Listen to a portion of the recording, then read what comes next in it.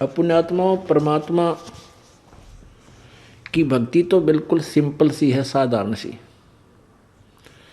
उसको काम करते करते सिमरण करो, चलते फिरते सिमरण करो, बस में सफ़र करो उसमें कर लो, ट्रेन में बैठे जाओ वहाँ कर लो, लेट के कर लो, अपना काम कर रहे हो। जैसे जो मानसिक काम नहीं है, जिनको मजदूर है, किसान है, और भी जैसे कोई शॉपकीपर दुकानदार है, वो बैठ के अपना काम करते करते भी मालिक याद कर सकता है। और अन्य व्यक्ति जो है उनके पास भी बहुत समय होता है, बहुत समय होता है परमात्मा की भक्ति करने का, लेकिन वो बहुत सिंपल वे है। कोई हठ योग नहीं, कोई कठिन काम नहीं। नाम उठत नाम बैठत नाम सोत जागवे, नाम खाते नाम पीते नाम से लागवे। एक जगह बैठकर हठ योग करके साधना करने की नहीं है ये। हाँ ठीक है, आपके पास समय है तो बैठ के कर लीजिए भक्ति, कोई दिक्कत नहीं है। लेकिन जैसे कंपलसरी बता रखा है कि 2.5 घंटे सुबह 2.5 घंटे शाम तो जरूर अवश्य ध्यान लगाओ। ध्यान कहाँ लगाओगे? कहते हैं झूठा ज्ञान ध्यान कहाँ लाओ, ये बात बेदा चतुराई। तुम्हारा ज्ञान ही व्यर्थ है तो ध्यान कहाँ लगाओगे तुम? ये तो वाद विवाद करके चतुरता दिखा रहे हो। तो अब हम सबसे पहले ये क्लियर करेंगे कि ब्रह्मा विष्णु महेश की पूजा ठीक नहीं बताई, ये शास्त्र विरुद्ध है। और ब्रह्म तक की साधना, ब्रह्म कहता मेरी साधना भी अनुत्तम है। अनुत्तम माने अश्रेष्ठ, घटिया, यूजलेस है। इसलिए तो ये कह रहा 18वें अध्याय के 66वें श्लोक में कि उस परमेश्वर 62 में कि उस परमेश्वर की शरण में जा जिसकी कृपा से तू परम शांति, यानी कभी मृत्यु नहीं होगी। परम शांति उसी को होगी जो कति पूर्ण मोक्ष प्राप्त कर लेगा। तो अब ये पहले आपको स्पष्ट करेंगे कि रजगुण ब्रह्मा है, सतगुण विष्णु, तमगुण शिव जी। उसके बाद ये चैप्टर आगे चलेगा सत्संग का। ये देखिएगा श्रीमद् देवी भागवत हिंदी टीका सहित भाग 1। ये कहाँ से प्रकाशित है? श्रीमद् देवी भागवत सभाष्टीकम समात्यम। अथ श्री देवी भागवतम सभाष्टीकम समात्यम, खेमराज श्री कृष्ण दास प्रकाशन, बंबई 4।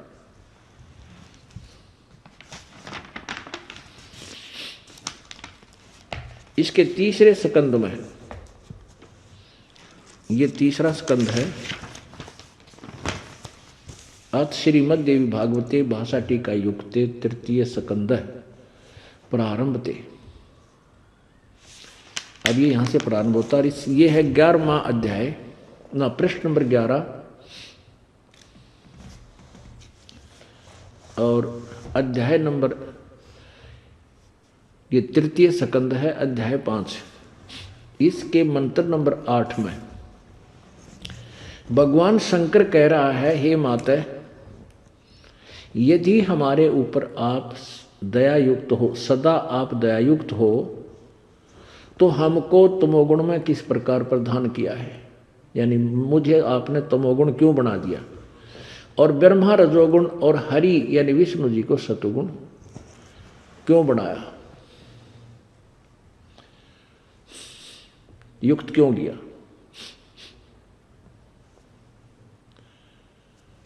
युक्त क्यों किए? अच्छा आगे देखो, फिर संस्कृत देखेंगे। यही यहां संस्कृत है, ऊपर इसकी हिंदी थी। यदि दया धर्मना न सदाम्बिके कथम अहम विहित है। यदि हे माता, यदि आप सदा दया युक्त हैं, कथम विहित, कथम अहम किस प्रकार मैं, विहित माने बना दिया, तमोगुण, मुझे तमोगुण क्यों बनाया, और कमल से उत्पन्न होने वाले ब्रह्मा को रजोगुण संभव, रजोगुण बनाया, क्यों बनाया, और सुहित के मुंह सतोगुण हरि, और आपने विष्णु को सतोगुण क्यों बना दिया। इति सिद्धम रजगुण ब्रह्मा है, सतगुण विष्णु, तमगुण शिव जी। ये हिंदी वाली देवी भागवत ने भी आपको केवल हिंदी, जिसमें अनुवादकर्ताओं ने भले ही कुछ थोड़ा बहुत फेरबदल किया है, लेकिन सच्चाई छुपी नहीं। 123 पृष्ठ पे भी आपने देखा, ये हिंदी वाली गीता प्रेस गोरखपुर से प्रकाशित है। अभी आपको दिखाई थी, फिर दिखाना पड़ेगा क्योंकि ये प्रसंग ऐसा है। ये गीता प्रेस गोरखपुर से प्रकाशित है। संपादक हनुमान प्रसाद पोदार, चिमनलाल गोस्वामी, और प्रकाशक हैं गीता प्रेस गोरखपुर, गोविंद भवन कार्यालय, कोलकाता का संस्थान। इसे 123 पृष्ठ पे अपने आत्मा ये कंसेप्ट क्लियर हो जाएगा कि रजगुण ब्रह्मा है, सतगुण विष्णु, तमगुण शिव जी, तभी आगे गीता जी का ज्ञान समझ में आओगा, नहीं तो मृत सी लड़ेंगी। 123 और तीसरा सेकंड, तुम शुद्ध, विष्णु जी कह रहे हैं अपनी माँ को, तुम शुद्ध स्वरूपा हो, ये संसार तुम्ही से उद्भासित हो रहा है। मैं ब्रह्मा और शंकर हम सभी तुम्हारी कृपा से विद्यमान हैं। हमारा आविर्भाव जन्म, आविर्भाव माने जन्म, तिरोभाव माने मृत्यु हुआ करता है। केवल तुम ही नित्य हो, जगत जननी हो, प्रकृति और सनातनी देवी हो। भगवान शंकर बोले, देवी यदि माँ भाग विष्णु तुम्ही से प्रकट हुए हैं तो उनके बाद उत्पन्न होने वाले ब्रह्मा भी तुम्हारे ही बालक हुए। फिर मैं तमोगुणी लीला करने वाला शंकर क्या तुम्हारी संतान नहीं हुआ? अर्थात मुझे भी उत्पन्न करने वाली तुम ही हो। शिवे, संपूर्ण संसार की सृष्टि करने में तुम बड़ी चतुर हो। इस संसार की सृष्टि, स्थिति और संहार में तुम्हारे गुण सदा समर्थ हैं। उन्हीं तीनों गुणों से उत्पन्न हम ब्रह्मा, विष्णु और शंकर नियमानुसार कार्य में तत्पर थे। अब ये कति कंसेप्ट क्लियर हो गया कि रजगुण ब्रह्मा है, सतगुण विष्णु, तमगुण शिव जी। और रजगुण ब्रह्मा से उत्पत्ति, सतगुण विष्णु जी से सती थी और तमगुण शिव जी से संहार होता है। ये किस लिए होता है? क्योंकि इस काल को जो ब्रह्मा विष्णु महेश का पिता है, इनसे अलग है। ये स्पष्ट करेगा श्री शिव पुराण। ये देखिएगा, श्री शिव पुराण गीता प्रेस गोरखपुर से प्रकाशित है। इससे सिद्ध होगा कि ब्रह्मा विष्णु महेश से अलग है कोई शक्ति, जो ब्रह्म है, जो इनका पिता है। और वो पिता जो इनका है, वो गीता जी बोल रहा है श्री कृष्ण में प्रवेश करके, अपने पुत्र विष्णु में प्रवेश करके। गीता प्रेस गोरखपुर से प्रकाशित है। और यहां देखिएगा इसका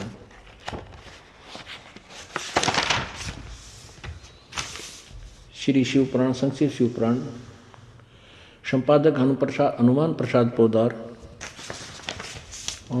और ये प्रकाशक है और मुद्रक है गीता प्रेस गोरखपुर, गोविंद भवन कार्यालय, कोलकाता का संस्थान। इसके देखिएगा पृष्ठ नंबर 110 पे, ये है रुद्र संहिता, अध्याय नंबर 9 और पृष्ठ नंबर 110, संक्षिप्त शिवपुराण। इसमें क्या लिखा है? अध्याय नंबर 9 यहां समाप्त होता है। इसके लास्ट में इस प्रकार ब्रह्मा, विष्णु और रुद्र, इन तीन देवताओं में गुण है, गुण हैं, यानी रजगुण ब्रह्मा है, सतगुण विष्णु, तमगुण शिव जी। और परंतु शिव गुणातीत माने गए हैं। यो शिव कौन है? ये ब्रह्मा विष्णु महेश से अलग है कोई शक्ति। इसको कहाँ से कंसेप्ट क्लियर होगा देखना 25 और 26 पृष्ठ पे। यह है विद्वेश्वर संहिता का, यहां देखो, यह है विद्वेश्वर संहिता।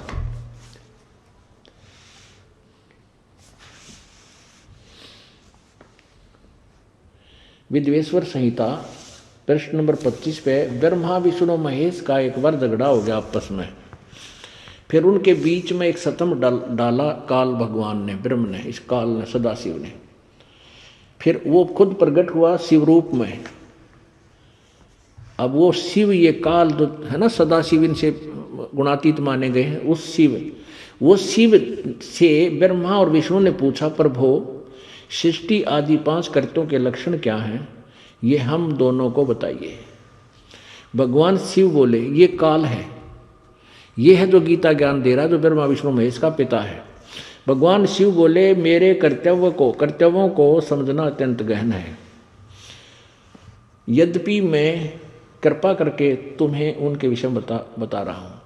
ब्रह्मा और विष्णु सृष्टि, पालन, संहार, तिरोभाव और इन दोनों को बता रहा है। अनुग्रह ये ही मेरे 5 जगत संबंधी कार्य हैं जो नित्य सिद्ध हैं। संसार की रचना का जो आरंभ है उसी को सर्ग या सृष्टि कहते हैं। अब देखो नीचे आ जाता है, ये काल बोल रहा है, सदा शिव बोल रहा है। काल जो 5 ब्रह्मा विष्णु महेश से अलग है, रुद्र से भी न्यारा है।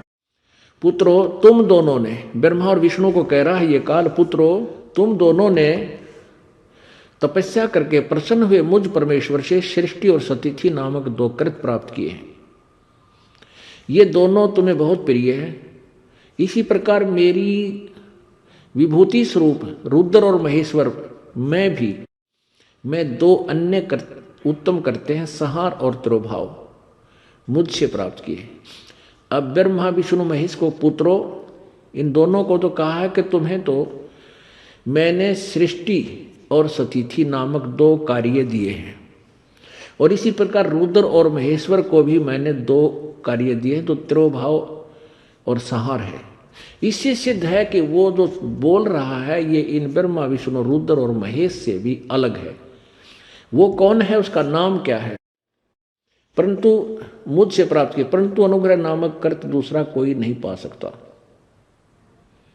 रुद्र और महेश्वर अपने कर्म को भूले नहीं, इसलिए मैंने उनके लिए अपनी समानता प्रदान की। यानी ये मेरे जैसे हैं। मेरे जो महेश जो है ये कहता है मेरे जैसा ही वेशभूषा कर लेता है, वे रूप वेश करते और वाहन, आसन आदि आयुध यानी हथियार आदि में मेरे समान है। ये काल है, ये धोखा देकर कहीं शिव रूप धारण कर लेता है, कहीं ब्रह्मा रूप, कहीं विष्णु रूप। ये क्या कहता है कि इन सभी अवयों से एकीभूत होकर यह परवण ओम नामक एक अक्षर हो गया। ये मेरा मंत्र है। यहां ऊपर देखिएगा,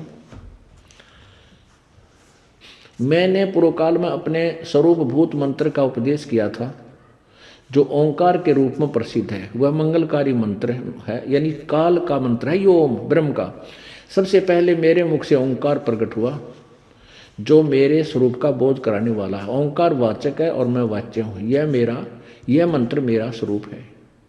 प्रतिदिन ओंकार का निरंतर स्मरण करने से मेरा ही सदा स्मरण होता। इससे सिद्ध है कि ओम एक अक्षर जो मंत्र है ये ब्रह्म का है, और यही सदाशिव काल है जो गीता जी बोल रहा है, और यही सदाशिव है जो शिव रूप में प्रकट होकर के अपना ज्ञान शिव पुराण में दे रहा है। ये काल है। अब रजगुण ब्रह्मा, सतगुण विष्णु, तमगुण शिव जी, और इनमें इस ज्ञान देने वाला जो अलग है वो चौथा है। वही गीता बोल रहा है श्री कृष्ण जी में प्रवेश करके, अपने पुत्र विष्णु में प्रवेश करके, यानी विष्णु का अवतार श्री कृष्ण जी थे, वो ज्ञान बोल रहा है। अब इसको सुनिए। अब इतनी ये भूमिका बनाई है श्रीमद् भगवत गीता जी में प्रवेश करने के लिए, और यदि हम सीधा ही सुनाने लग जाएं तो आप सहन नहीं कर सकते इस ज्ञान को, क्योंकि ये तो कुनीनत भी कड़वा हो जाता है। आपने कभी सुना ही नहीं कि ये ज्ञान ऐसे था, हमने उल्टी तरफ से ज्ञान को सुना हुआ है। इसलिए हम परमात्मा के यथार्थ ज्ञान को सुनने में रुचि नहीं रखेंगे। अब आपकी रुचि बनेगी कि अब श्रीमद् भगवत गीता क्या बताएगी आपको, देखना ध्यान से। ये श्रीमद् भगवत गीता, और इसके अनुवादक हैं जय दयाल गोविंद का, और ये गीता प्रेस गोरखपुर से प्रकाशित है। प्रकाश एवं मुद्रक हैं गीता प्रेस गोरखपुर, गोविंद मोहन कार्यालय कोलकाता का संस्थान। अब इसमें 7वें अध्याय के प्रथम मंत्र में और दूसरे में श्लोक में कमाल किया है गीता ज्ञानदाता ने कि हे पार्थ, ये प्रथम 7वां अध्याय है कि हे पार्थ यानी अर्जुन, अनन्य प्रेम से मुझ में आसक्त चित तथा अनन्य भाव से मेरे प्रयाण होकर योग में लगा हुआ जिस प्रकार से संपूर्ण विभूति बल ऐश्वर्य गुणों से युक्त सबके आत्मरूप मुझको संशय रहित जानेगा, यानी मुझको जो संशय रहित जानेगा उसको सुन। क्या बताता है 7वां अध्याय और मंत्र नंबर 2 में कमाल कर दिया। मैं तेरे लिए इस विज्ञान सहित इस ज्ञान को, तत्व ज्ञान नहीं, इस ज्ञान को संपूर्णतया कहूंगा, जिसको जानकर संसार में फिर कुछ भी जानने योग्य शेष नहीं रह जाता। कहते भी सा ज्ञान बता दूंगा इस 7वें अध्याय में, इसको समझने के बाद फिर कुछ भी जानना शेष नहीं रहेगा। कमाल हो गया, बिल्कुल सत्य है, ये देखना है। अब हम इसको 12वें से शुरू करते हैं, अध्याय नंबर 7 और श्लोक नंबर 12। अब गीता ज्ञानदाता कह रहा है, और भी जो सतोगुण से उत्पन्न होने वाले भाव हैं और जो रजोगुण तथा तमोगुण से होने वाले भाव हैं, उन सबको तू मुझसे ही होने वाले ऐसा जान, परंतु वास्तव में उनमें मैं और वे मुझ में नहीं हैं।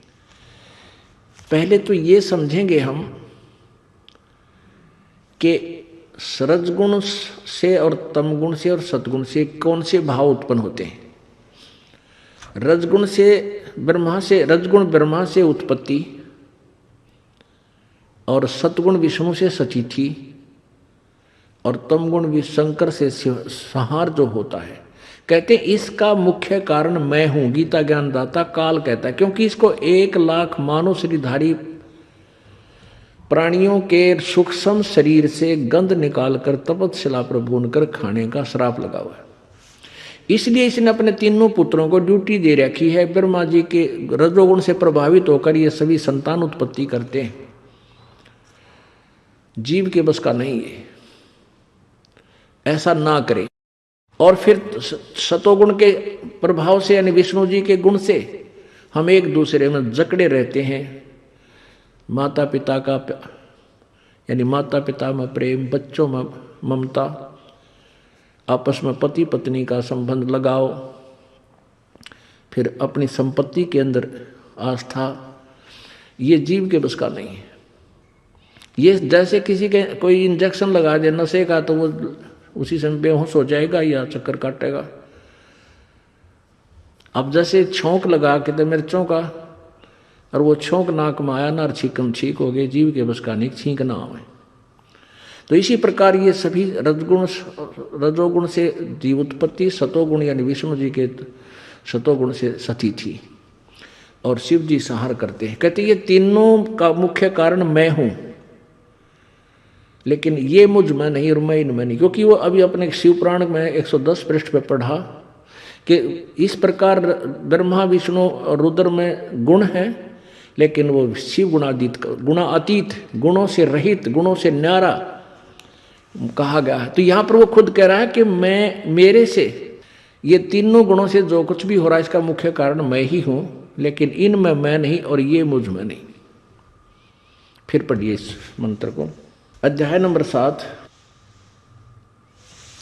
यहां से कहा है कि 12वां श्लोक, और भी जो सतगुण से उत्पन्न होने वाले भाव हैं और जो रजोगुण तथा तमोगुण से यानी सतगुण विष्णु जी से सती थी, रजगुण ब्रह्मा जी से संतानों उत्पत्ति और तमगुण शंकर से जो संहार हो रहा है, उन सब को तू, उन सब भावों से उनको होने वाले भाव हैं, उन सब को तू मुझ से ही होने वाले ऐसा जान, परंतु उनमें मैं और वे मुझ में नहीं है।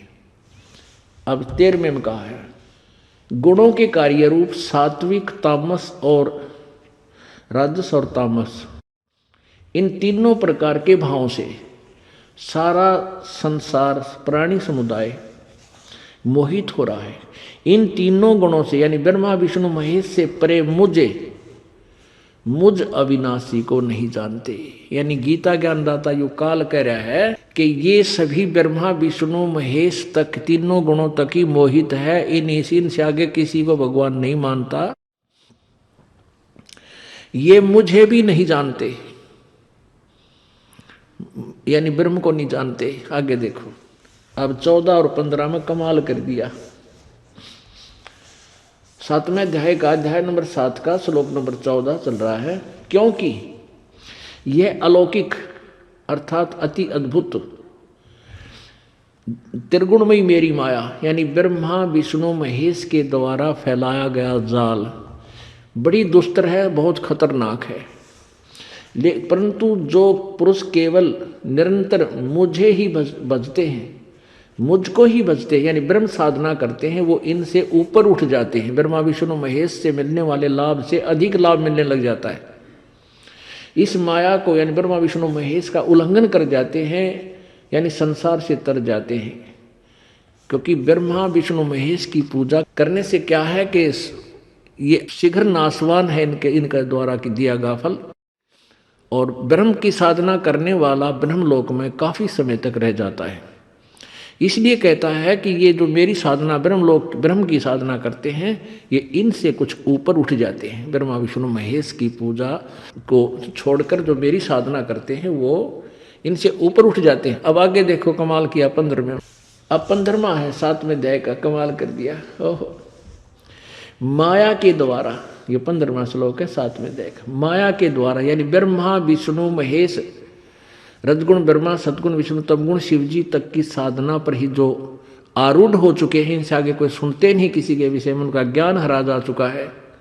इन्हीं के द्वारा जिनका ज्ञान हरा जा चुका है वो असुर स्वभाव को धारण किए हुए, आसुर माने राक्षस स्वभाव वाले धारण किए हुए, और मनुष्यों में नीच दूषित कर्म करने वाले, दूषित कर्म करने वाले मूढ़ लोग, मूर्ख लोग मुझको नहीं भजते। गीता ज्ञानदाता कह रहा है वो मेरी भक्ति भी ना करते। इनको क्या कहा है? राक्षस स्वभाव को धारण किए हुए, जो ब्रह्मा विष्णु महेश तक ही सीमित हैं। इनसे आगे किसी के बारे में नहीं सुनना चाहते। इनका ज्ञान हरा जा चुका, यहीं तक बुद्धि बंद चुकी है। आसुर स्वभाव या राक्षस स्वभाव को धारण किए मनुष्यों में नीच और दूषित कर्म करने वाले, बुरे काम करने वाले, दुष्कृत्य है, मूढ़ लोग मुझको नहीं भजते। अपने आत्मा, ये है वो तत्व ज्ञान है। और आपका सौभाग्य है कि आपको ये अमृत वर्षा, इस अमृत ज्ञान की आपको प्राप्त हो रही है। आपकी आत्मा रूपी पौधा खिल जाएगा। अब कैसे हैं ये दुष्ट, यानी इनको 4 उपमा दी हैं जो ब्रह्मा विष्णु महेश तक साधना करते हैं।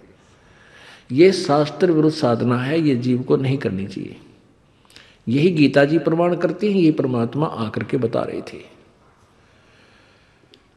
अब जैसे भगवान शिव तमोगुण की पूजा की थी भस्मागिरी ने, आप शिव पुराण में भी इसका बहुत सा प्रमाण प्राप्त कर सकते हैं। उसने तमोगुण शिव की साधना की, 12 वर्ष तक सिरासन पर सिर नीचे न पैर ऊपर को करके भगवान शिव जी के द्वार के सामने सटराई कर दी, धरना दे दिया और 12 वर्ष तक तप करता रहा। उद्देश्य क्या था उसका? कि पार्वती बहुत सुंदर है और भगवान शिव के पास एक भस्म कड़ा है। भस्म कड़ा प्राप्त करके भगवान विष्णु शिव जी से भस्म कड़ा लेकर और भगवान शिव को तो मार दूंगा तत्काल, पार्वती को अपनी पत्नी बनाऊंगा। इस उद्देश्य से भगवान शिव का पुजारी भगवान शिव जी की तमोगुण की पूजा करने लगा, साधना करने लगा। जब 12 वर्ष तक उसने पूजा साधना ऐसे कर ली, तपस्या की, एक दिन पार्वती की प्रार्थना से भगवान शिव प्रसन्न होकर के भस्मागिरी से पूछा कि बोल भाई क्या मांगता है भक्त, मैं तेरे से अति प्रसन्न हूं। भस्मागिरी ने कहा भगवान वचनबद्ध हो जाओ तब मैं आपसे प्रश्न करूं। भगवान शिव जी वचनबद्ध हो गए, ये तमोगुण भगवान। फिर जो ही वो वचनबद्ध हुए, खड़ा हो गया, छोड़ गए वो तपस्या और कहा भगवान मुझे आपका ये हाथ में पहना हुआ जो भस्म कड़ा है ये दे दो। अब शिव जी ने सोचा भाई तपस्वी आदमी है, जंगल में रहता है, अपनी सुरक्षा के लिए मांगता होगा। उन्हें कह भी रहा था ये दुष्ट तेरा दुश्मन होगा। जो ही भगवान शिव ने प्रसन्न होकर भस्म कड़ा दे दिया उस दुष्ट को, तुरंत आंख बदल गया, त्योर बदल गया तुरंत, और हास्या डांगर की तरह हा हा हा हा, ले होले शंकर होशियार, तुझे मारूंगा और पार्वती को अपनी पत्नी बनाऊंगा, मेरा यही उद्देश्य था। अब भगवान शिव जी को जान बचानी मुश्किल होगी, भाग ली आगे होके, पीछे पीछे भस्मागिरी आगे आगे, और पाछे पाछे पुजारी आगे आगे भगवान, और दोनों स्पीड खींच रहे। एक तो पुण्यात्मा ये बात सोचने की है कि अगर ये भगवान शिव जी अविनाशी होते तो डरने की क्या आवश्यकता थी, कहा निकम्मे कर ले के करेगा, अविनाशी नहीं है। इसलिए तो आप हम रोज पढ़ा करते इन शिव पुराणों में, प्रभु जी काम नहीं करे थी, शलप हो जाती। हम इनको दंत कथा के आधार पर, लोक वेद के आधार पर सर्वेश्वर महेश्वर मृत्युंजय कालज्य माना करते थे। अब तत्व ज्ञान की रोशनी में मोतियाबिंद हट गया, तत्व ज्ञान की रोशनी में हमें साफ दिखाई दे।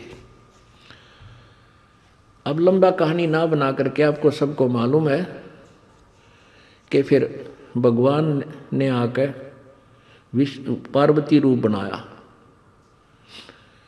और गंडहत नाच नचा के उस भस्मागिरी को मारा, उस भस्म कड़े से ही भस्म कर दिया। उसके बाद वो भस्मासुर कहलाने लगा। भस्मासुर, भस्म आसुर, पहले भस्मागिरी था। ये गिरिपुरी, नागा और गणनाथ, ये सारे तमोगुण भगवान शिव के पुजारी होते हैं। अब दूसरे, अब देखो ये भगवान गीता जी कितना स्पष्ट ज्ञान दे रही है। अब पुण्यात्माओं, इस तमोगुण भगवान शंकर की पूजा भस्मागिरी करे था, के कहलाया, राक्षस कहलाया और कुत्याली मौत मरा। उसके बाद भगवान शिव जी तमोगुण की साधना की थी रावण ने,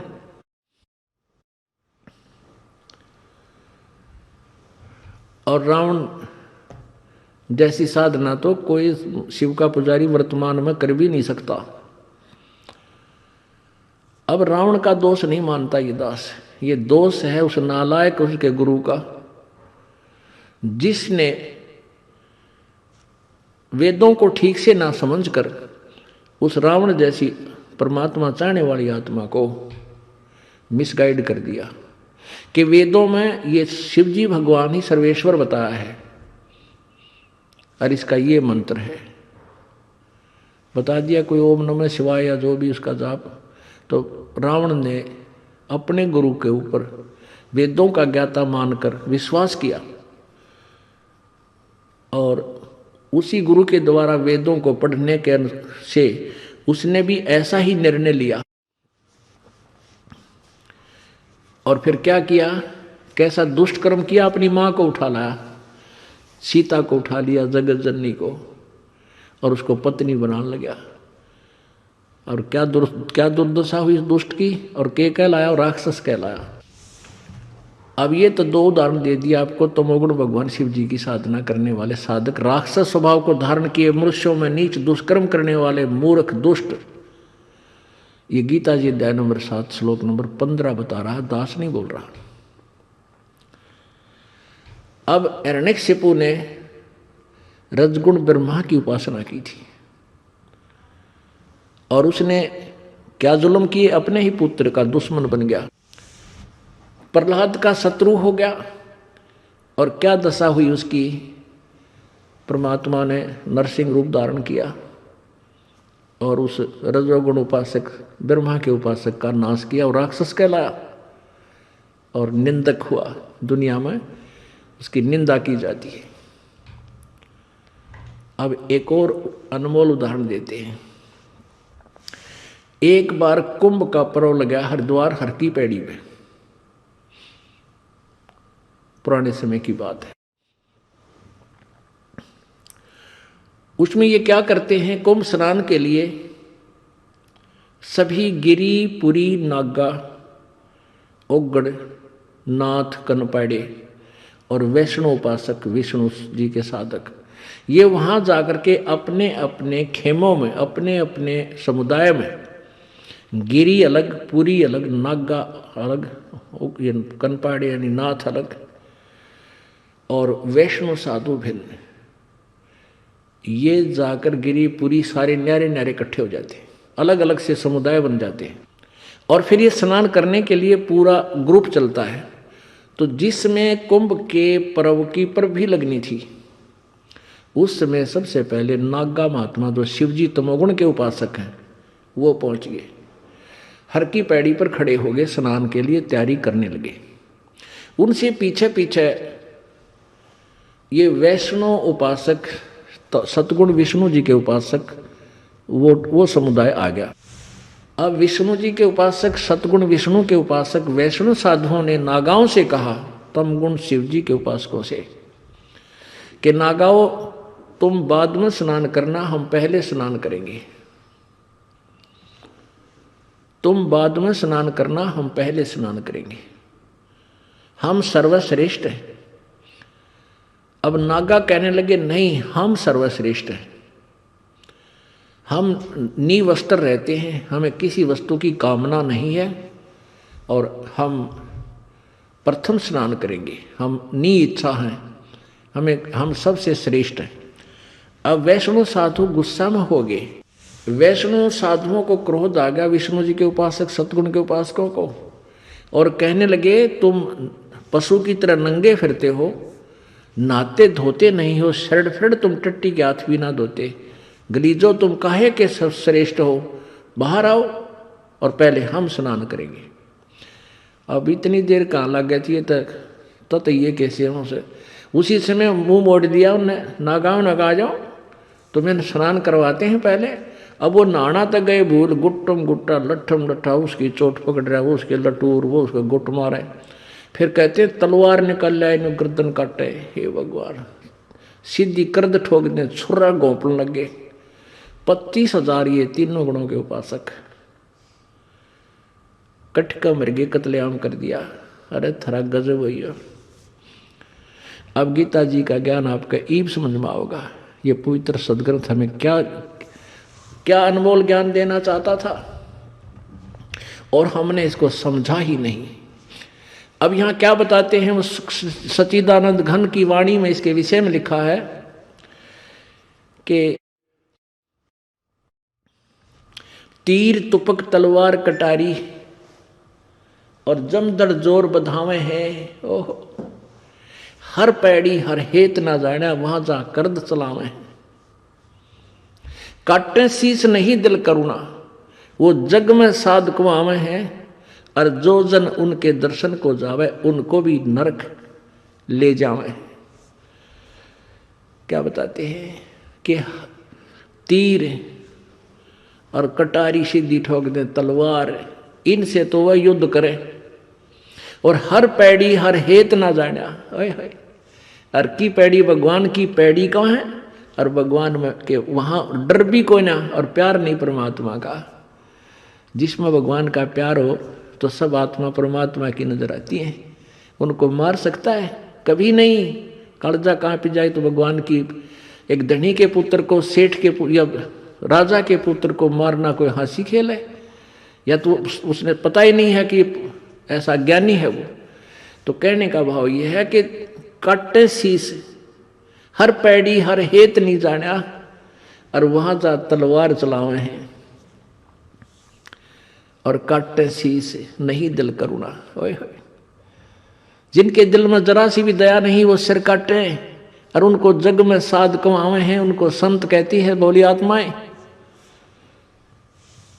और जो जन उनके दर्शन को जावे, जो उनको नमो नारायण करने जावे, यानी उनसे कोई उनके पास बैठे उठे, उनका भी नाश करें, उनको भी या पट्टी पड़ा के उनको भी नरक ले जावे।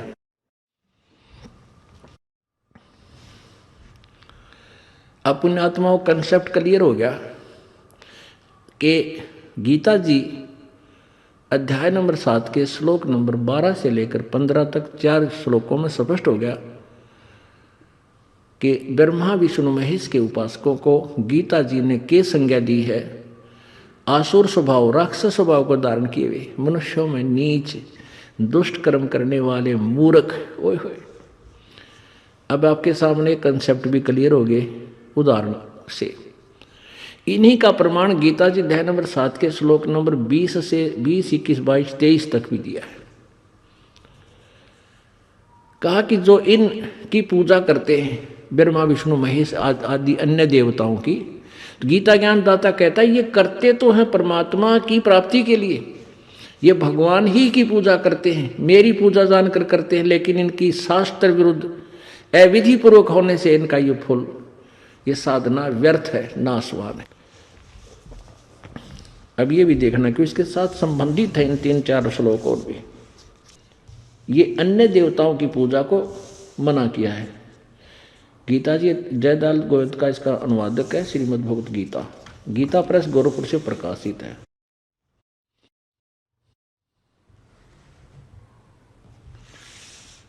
फिर देखिएगा अध्याय नंबर 7 का श्लोक नंबर, अब हम 20 से 23 आपको दिखाएंगे, रूबरू कराएंगे।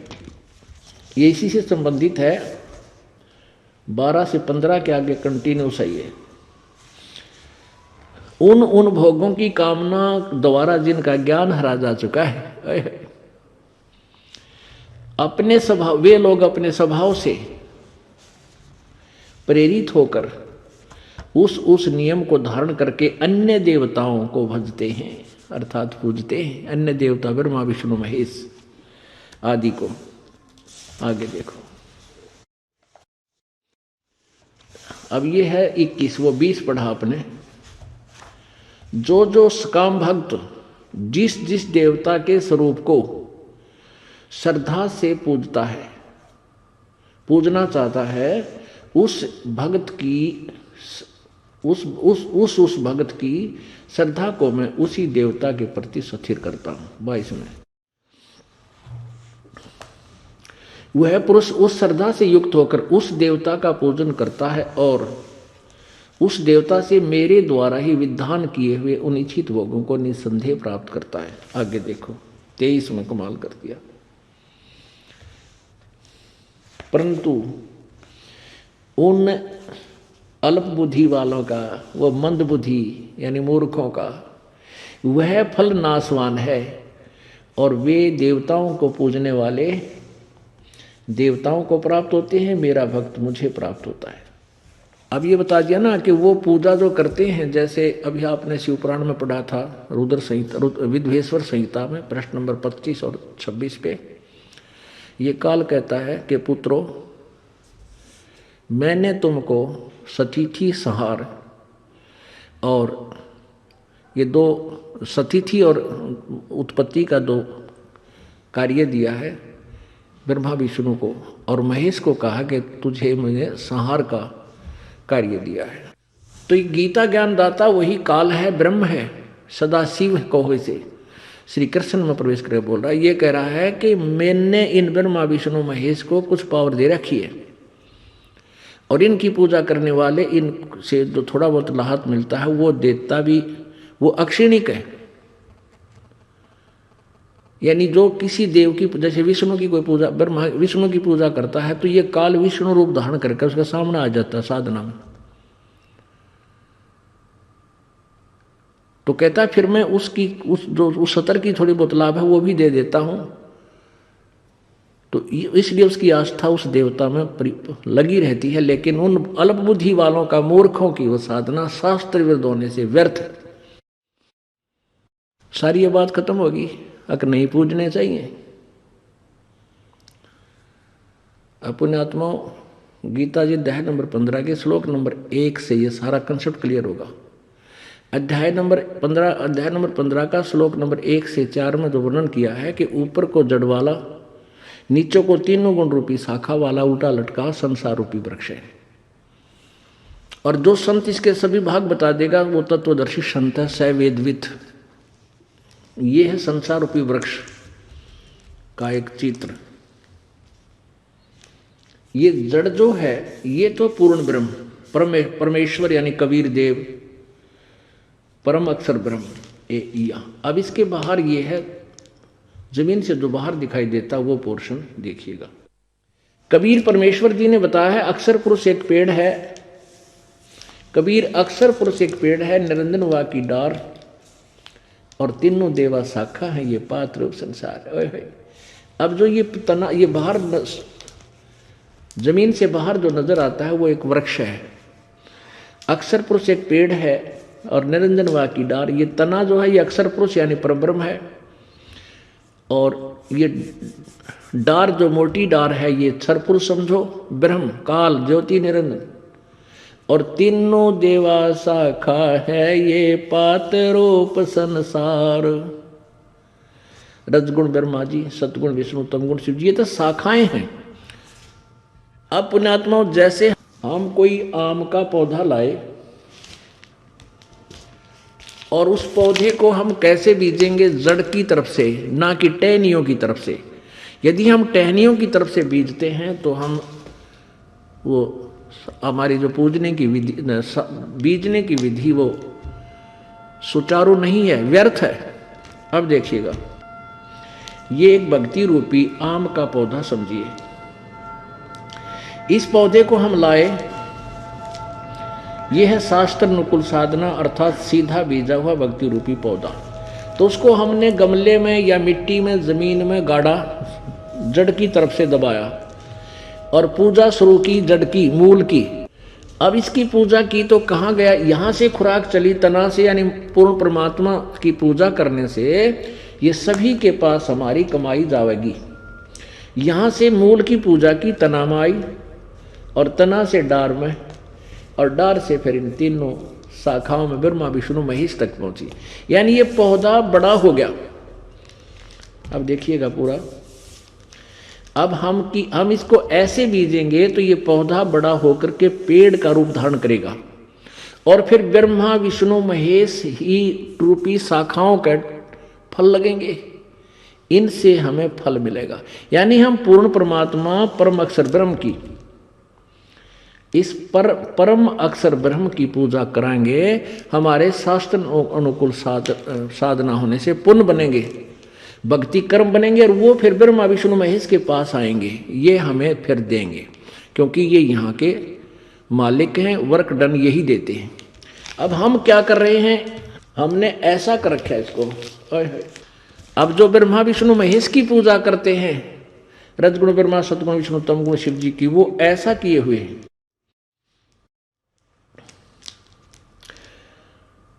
अब परमात्मा और गीता जी एक ही बात कहते हैं। कबीर जी ने 600 वर्ष पहले यही कहा था कि तुम तीनों देवताओं की पूजा करते हो, ये गलत कर रहे हो, ये साधना ठीक नहीं है, तुम्हें कोई लाभ नहीं होगा। अब ये जो हम ब्रह्मा विष्णु महेश रूपी टहनियों को मिट्टी में डालें, ये देख लो, शास्त्र विधि त्याग का मनमाना आचरण है ये। क्या ये बात जची? बिल्कुल बालक भी ना करे इस काम को, मूर्ख। अब हम ब्रह्मा विष्णु महेश की पूजा करने लग गए, मूल मालिक छोड़ दिया, परम अक्षर ब्रह्म की साधना नहीं करते। इससे हमारा भक्ति रूपी पौधा नष्ट हो गया, हमें कोई लाभ साधना का नहीं मिलता, और यही गीता जी बता रही है। अब देखिएगा, परमात्मा कहते हैं, एक साध्य सब सदय, सब साध्य सब जावे, माली सिंचै मूल को वो फले फूले गाए। अब ये दोहा हम परमेश्वर का, कबीर जी का पढ़ा करते, शिक्षा ग्रहण करते थे तो भी पढ़ते थे, पर न्यू ना बेरा था, युग कहाँ फिटो है। ये किसके विषय में बोल रखा है, एक साध्य सब सदय? अब यहाँ देखना, कहते हैं आप जी ने इसको ऐसे बीजना चाहिए था, एक साध्य सब सदय। ये साध्या हमने पूर्ण परमात्मा की भक्ति की, यानी मूल की पूजा की, सिंचाई की, तो सब सद गए, यानी सब प्रफुल्लित हो गए। एक साध्य सब सदय, सब साध्य सब जावे, भाई माली सिंचै मूल को फले फूले गाए। एक साध्य सब सदय, सब साध्य सब जावे, माली सिंचै मूल को फले फूले गाए। अपने आत्माओं,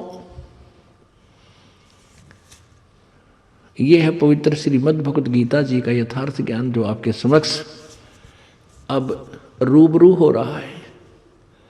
आज तक हमारे को ये ज्ञान किसी ने नहीं दिया, और परमात्मा ने देना चाहा था 600 वर्ष पहले इन अनाड़ी और अज्ञानी ऋषियों में, ऋषियों और ब्राह्मणों ने उस परमात्मा के ज्ञान को, अमृत ज्ञान को इन काल के दूतों ने हम तक नहीं पहुंचने दिया। और अब भी वही रिहर्सल कर रहे हैं ये। अब भी वो मूर्ख टाइप के लोग जो अज्ञानी, अपना स्वार्थवश,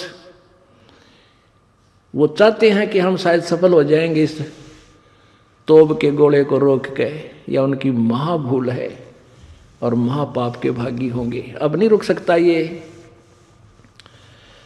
अब तो कहते हैं और ज्ञान सब ज्ञानड़ी, कबीर ज्ञान सो ज्ञान, और जैसे गोला तोब का करता चले मैदान। मैदान कर दिया मालिक ने, तो इसको रोक नहीं सकते। अब गीता जी अध्याय नंबर 15 के श्लोक नंबर 12 से और 15, 20 से 23 कंसेप्ट क्लियर हो गया कि गीता ज्ञानदाता कहता है अन्य देवता रजगुण ब्रह्मा, सतगुण विष्णु, तमगुण शिव जी की पूजा मूर्ख लोग करते हैं। अब आपने ये इस चित्र से भी स्पष्ट हुआ। गीता जी अध्याय नंबर 16 के श्लोक 23 में कहा कि शास्त्र विधि को त्याग कर जो मनमाना आचरण करते हैं, अपनी मन मर्जी से पूजा करते हैं, उनको ना कोई सुख हो, ना उनकी सिद्धि हो, ना कोई गति हो, यूजलेस, व्यर्थ। अब गीता जी अध्याय नंबर 16, 17 और 18 में गीता ज्ञानदाता कहता है कि मेरी भक्ति भी, ब्रह्म साधना भी 4 प्रकार के करते हैं। अर्थार्थी, आर्थ, जिज्ञासु और ज्ञानी। अर्थार्थी हैं जो अपने धन लाभ के लिए वेद के मंत्रों से ही अनुष्ठान करते हैं, वो अन्य किसी और मंत्र का सहारा नहीं लग देते, जैसे ओम जय जगदीश रे, स्वामी जय जगदीश रे, जय गणेश देवा, इस तरह की वो बनावटी कविताओं से भगवान की अनुष्ठान नहीं करते। हनुमान चालीसा जैसा वो नहीं करते। वो केवल वेदों के मंत्रों से ही धार्मिक अनुष्ठान करते हैं, उनसे ही जंतर मंत्र करके अपना लाभ चाहते हैं, कार्य की सिद्धि चाहते हैं। और आर्थ जो संकट निवारण के लिए भी वेदों का ही मंत्र का, जैसे यो भूर्भुवः स्वः तत्सवितुर्वरेण्यं भर्गो देवस्य धीमहि धियो यो न प्रचोदयात् है, ये यजुर्वेद अध्याय नंबर 36 का मंत्र नंबर 3 है। और इसको ब्रह्म गायत्री बना रहे हैं, ओम मंत्र ला के, ओम नहीं लाना चाहिए, इसके गायत्री मंत्र बना रहे हैं। ओम अक्षर तो इसका लग ही नहीं सकता, क्योंकि भगवान के मंत्र के साथ अपना कोई ऐड करना शास्त्र विरुद्ध साधना होती है। शास्त्र विधि त्याग का मनमाना आचरण है, वो व्यर्थ है पूजा। तो ऐसे इन मंत्रों का जाप करके अपने संकट का निवारण कर लेते हैं। वो मोक्ष मोक्ष नहीं चाहते, उनसे मोक्ष, उनको मोक्ष मार्ग से कुछ लेना देना नहीं होता। और तीसरे जिज्ञासु होते हैं। जिज्ञासु वो हैं जो घर से निकले भगवान पाने के लिए और पूर्ण संत मिले नहीं, उन जिस विषय भी जैसा ज्ञान मिला उस खिचड़ी ज्ञान को इकट्ठा कर लिया, संग्रह किया, अब आप वक्ता हो गए, वो भी भक्ति अधिकारी नहीं है।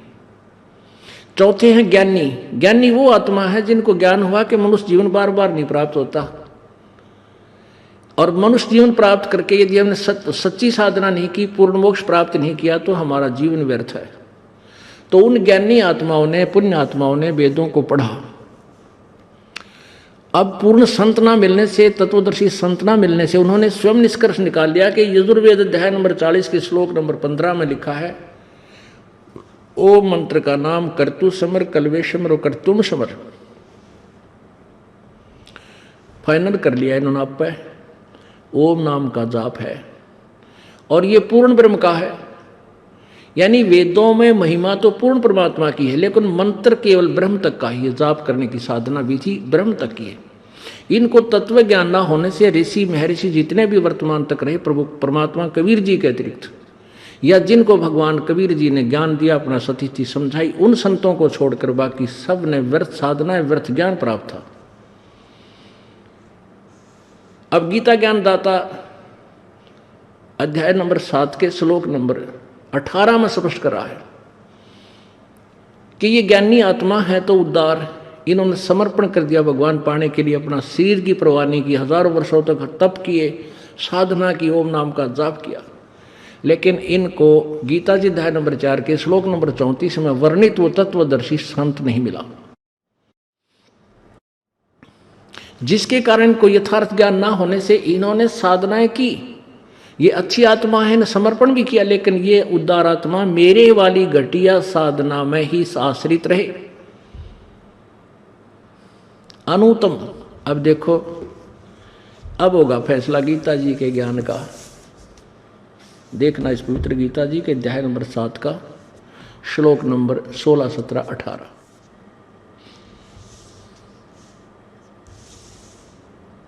जयदयाल गोविंद का इसके अनुवादक है और यह गीता प्रेस गोरखपुर से प्रकाशित है। अध्याय नंबर 7 का और श्लोक नंबर,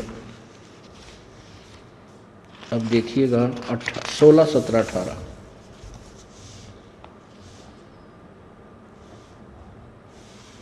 अब 16 में, अब 15 तक तो हमने पढ़ लिया कि ये जो ब्रह्मा विष्णु महेश रजगुण ब्रह्मा सतगुण विष्णु तमगुण शिव जी तक, ये त्रिगुणमयी माया तक जिनका ज्ञान के द्वारा जिनका ज्ञान हरा जा चुका है, आसुर स्वभाव को धारण किए मनुष्यों में नीच और दूषित कर्म करने वाले मूर्ख मूढ़ लोग मुझको नहीं बचते, गीता ज्ञानदाता कहता। फिर कहता मेरे को 4 प्रकार के बचते हैं 16 में।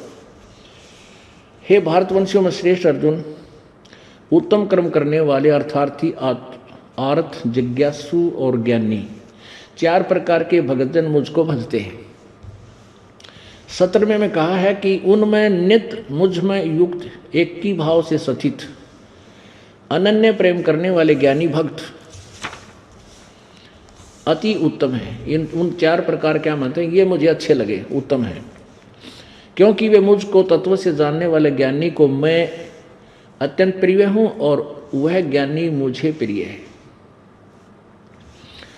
अब ये क्या कहता है गीता ज्ञानदाता कि ये ज्ञानी जो हैं ये उन 4 में श्रेष्ठ है, उन 3 नामत है, और इनको मैं अच्छा लगता हूं क्योंकि उन्होंने ये निष्कर्ष निकलिया कि परमात्मा पूर्ण ब्रह्म की साधना से ही मोक्ष होगा, अन्य कोई देवताओं की पूजा नहीं करनी। तो ये मन में अच्छे न लगे हैं कि ये उन देवताओं को छोड़कर मेरी पूजा कर रहे हैं, और उनको मैं अच्छा लगता हूं, उन्होंने ये सेलेक्ट कर लिया कि ये पूर्ण परमात्मा है, इन किसी की पूजा से मोक्ष लाभ होगा। तो ऐसे ही कहते हैं ये ज्ञानी आत्मा मुझे अच्छे लगते हैं और इनको मैं अच्छा लगता हूं। लेकिन आगे देखो 18 में मैं तोड़ पाट दिया, कमाल कर दिया। अध्याय नंबर 7 का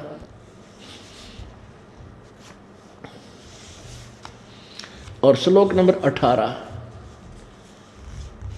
ओह, अब यहां देखो, संस्कृत भी पढ़ लेंगे हम, शिक्षित हैं। उदारा सर्वे एव एते ज्ञानी तु आत्मा एव बेमतम। मेरे विचार में वो ज्ञानी आत्मा सारे बहुत ही उदार हैं, बहुत अच्छे हैं, परंतु आस्तित से ही युक्त आत्मा माम एवं अनुत्माम गति, वे सभी भगवान की भक्ति में लीन मेरे वाली अनुत्तम गति में ही युक्त हैं, आस्थित है। आस्थित है माने आश्रित हैं, वो मेरे वाली अनुत्तमाम, अनुत्तमाम माने घटिया व्यर्थ, और इन्होंने अनुत्तमाम का अर्थ कर दिया अति उत्तम। अरे तरह गजे भैया, अर्थों का अनर्थ कर डाला अपने अज्ञान को ऊपर रखने के लिए। अनुवाद देखो इनका, ये सभी उदार हैं परंतु ज्ञानी तो साक्षात मेरा ही स्वरूप है, यह मेरा मत है। गीता ज्ञानदाता कहता है, क्योंकि वह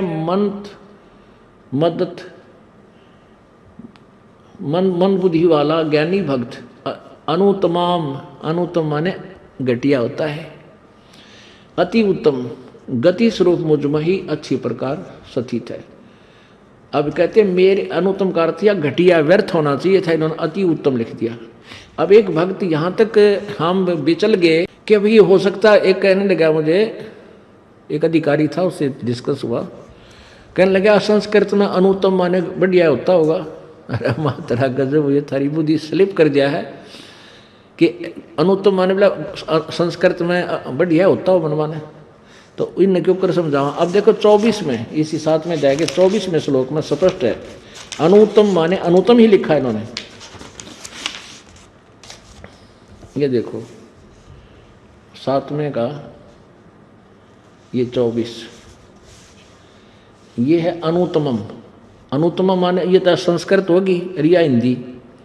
अनुत्तम माने अनुत्तम, अनुत्तमम या अनुत्तमाम कहो, अनुत्तम अनुत्तम।